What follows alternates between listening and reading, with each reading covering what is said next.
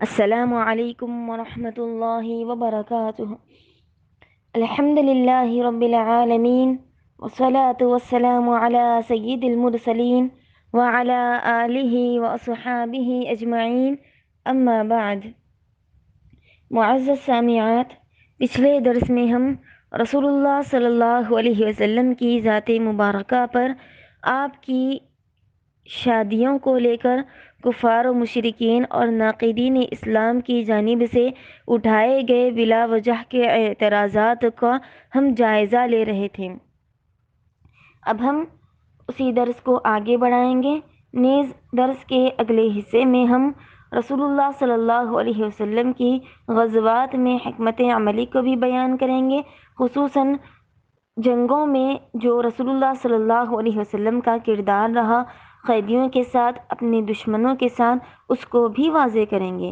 اور اس وضاحت کا مقصد یہ ہے کہ آج کے دور کے لبرل و ملحدین جو رسول اللہ صلی اللہ علیہ وسلم کو اور اسلام کو اور مسلمانوں کو دہشت گرد ثابت کرنے کی کوشش کرتے ہیں، اس کا ہم جواب دے سکیں۔ تو ہم بڑھتے ہیں آگے۔ جیسا کہ سابقہ درس میں ہم رسول اللہ صلی اللہ علیہ وسلم نے جو نکاح کیے اس میں جو حکمت عملیہ تھی اس کا ہم جائزہ لے رہے تھے، اور سیدہ خدیجہ رضی اللہ عنہ، سودا بنت زمعہ رضی اللہ عنہ، اور سب سے بڑا اعتراض جو کفار و مشرکین عائشہ رضی اللہ عنہ کی شادی کو لے کر کرتے ہیں اس کو ہم نے بیان کیا تھا۔ اب ہم بڑھتے ہیں آگے۔ آپ علیہ السلام نے حفصہ رضی اللہ عنہ سے چوتھا نکاح کیا۔ یہ بیوہ ہو چکی تھی اور عمر رضی اللہ عنہ ان کے سلسلے میں بہت زیادہ فکر مند تھے۔ عمر رضی اللہ عنہ کی دلجوئی اور ان سے تعلقات کی مضبوطی کے لیے آپ علیہ السلام نے حفصہ رضی اللہ عنہ سے خود ہی نکاح فرمایا، اور یہ بتانے کی ضرورت نہیں ہے کہ عمر رضی اللہ عنہ کی شخصیت اس وقت مسلمانوں کے لیے کس قدر اہمیت کی حامل تھی۔ پانچواں نکاح آپ علیہ السلام نے زینب بنت خزیمہ رضی اللہ عنہ سے کیا، جو کہ عبیدہ رضی اللہ عنہ کی بیوہ تھی۔ یہ غزوہ بدر میں شہید ہو گئے تھے۔ ان سے نکاح کرنا بیواؤں کے لیے آپ کے احساس کو ظاہر کرتا ہے اور مسلمانوں کے لیے عملی نمونہ تھا کہ جو لوگ خدمت اسلام میں شہید ہوئے ان مجاہدین کے اہل و عیال کا خیال رکھنا دیگر مسلمانوں کی ذمہ داری ہے۔ اسی طرح چھٹا نکاح آپ علیہ السلام نے ام حبیبہ رضی اللہ عنہ سے کیا، جو رئیس مکہ ابو سفیان رضی اللہ عنہ کی بیٹی تھی۔ اس شادی نے آپ کو بنو امیہ کے قریب لا کر ٹھہرایا، جو کہ قریش کے اندر ایک اہم خاندان تھا، بلکہ یہ سمجھ لیں کہ اس سے بغیر خون بہے فتح مکہ کے لیے راہیں ہموار ہوئی۔ اسی طرح ساتواں نکاح ام سلمہ رضی اللہ عنہا سے کیا۔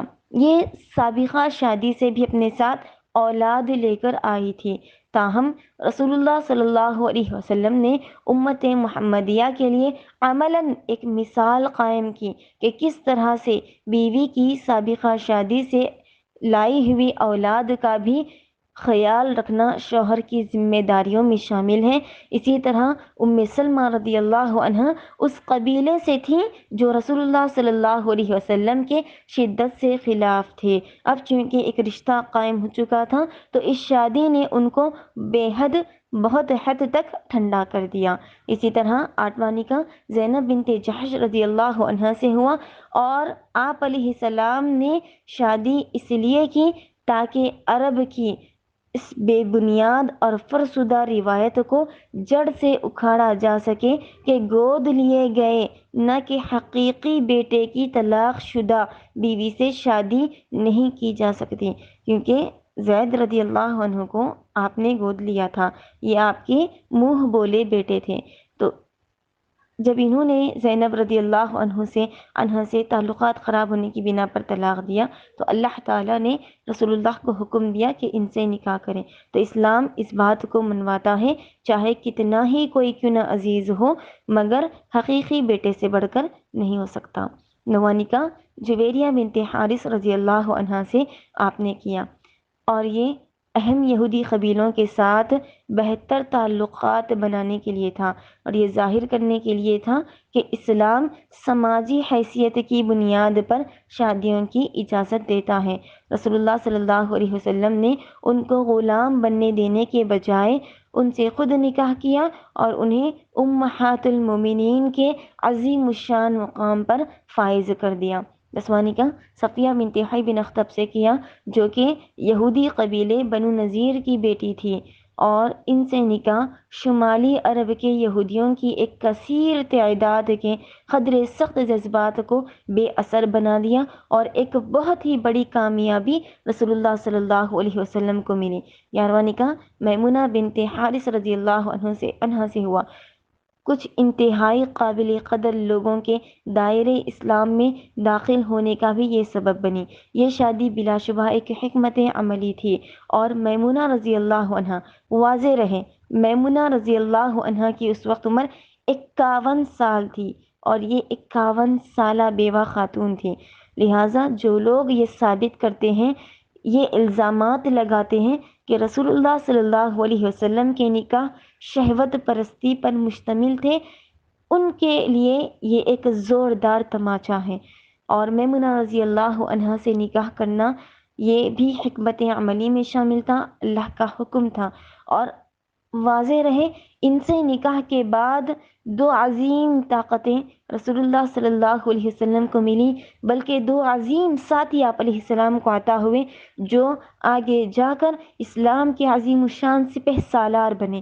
پہلے میمونہ رضی اللہ عنہا کے بھتیجے خالد بن ولید رضی اللہ عنہ، جن کو رسول اللہ صلی اللہ علیہ وسلم نے سیف اللہ کا خطاب دیا، اور جن کے ذریعے سے بے شمار فتوحات اسلام کو نصیب ہوئی۔ قیصر و کسریٰ کی عظیم الشان طاقتوں کو خالد رضی اللہ عنہ نے چکنا چور کر دیا۔ اسی طرح ان کے ایک اور دوست عمر بن عاص رضی اللہ عنہ، یہ بھی بہت ہی بڑے آگے جا کر اسلام کے لیے سپہ سالار ثابت ہوئے۔ تو معلوم ہوا کہ رسول اللہ صلی اللہ علیہ وسلم نے جتنے بھی نکاح کیے ان میں حکمت عملی شامل تھی، اور تمام کے تمام نکاح اللہ کے حکم پر مشتمل تھے۔ اب ہم بڑھتے ہیں آگے، اور رسول اللہ صلی اللہ علیہ وسلم پر جو اور اعتراضات، بلکہ اسلام پر جو اور اعتراضات لگائے جاتے ہیں اس کا جائزہ لیتے ہیں۔ جو لوگ یہ ثابت کرتے ہیں کہ اللہ کے رسول صلی اللہ علیہ وسلم نعوذ باللہ ثم نعوذ باللہ دہشت گردی کو پروموٹ کیا، اور ایک ایسے اسلام کو چھوڑا جس کے ماننے والے دہشت گرد ہیں، نعوذ باللہ ہم کفار کے ان الزامات کا بھی جائزہ لیں گے، اور خصوصاً قیدیوں کو لے کر جو مسلمانوں کو بدنام کیا جاتا ہے کہ اسلام میں تو غلامی کا سسٹم ہے، عورتوں کو غلام بنا لیا جاتا ہے، مردوں کو غلام بنا دیا جاتا ہے، اس طرح کے الزامات کا بھی ہم جائزہ لیں گے۔ تاریخ کے اوراق اس امر کا ثبوت ہے کہ اسلام سے قبل قیدیوں کے ساتھ سلوک کی یہ صورتحال تھی کہ قیدیوں کو کسی اندھے کنویں میں ڈال کر کنویں کے منہ کو سل کر دیا جاتا تھا، اور جنگ صرف جنگ نہیں تھی بلکہ خون ریزی کا نام تھی، بدلے کا نام تھی، دہشت گردی کا نام تھی، اور اپنا خوف اور رعب طاری کرنے کا نام تھی۔ الطاف حسین حالی یہ ہمارے ہند کے شاعر ہیں، یہ سابقہ قیدیوں کے ساتھ جو سلوک کیا جاتا تھا سابقہ جنگوں میں، اس کا اس طرح اپنے اشعار میں جائزہ لیتے ہیں۔ پہلے دست و بازو توڑ دیتے تھے، زمین میں گاڑ کر پھر ان پہ کتے چھوڑ دیتے تھے، کبھی زندوں کے تن سے بوٹیاں نچوائی جاتی تھیں، سلاخیں گرم کر کے جس پہ برسائی جاتی تھیں، کبھی پٹوایا جاتا تھا انہیں پرخار کوڑوں سے، کبھی رندوایا جاتا تھا اونٹوں اور گھوڑوں سے۔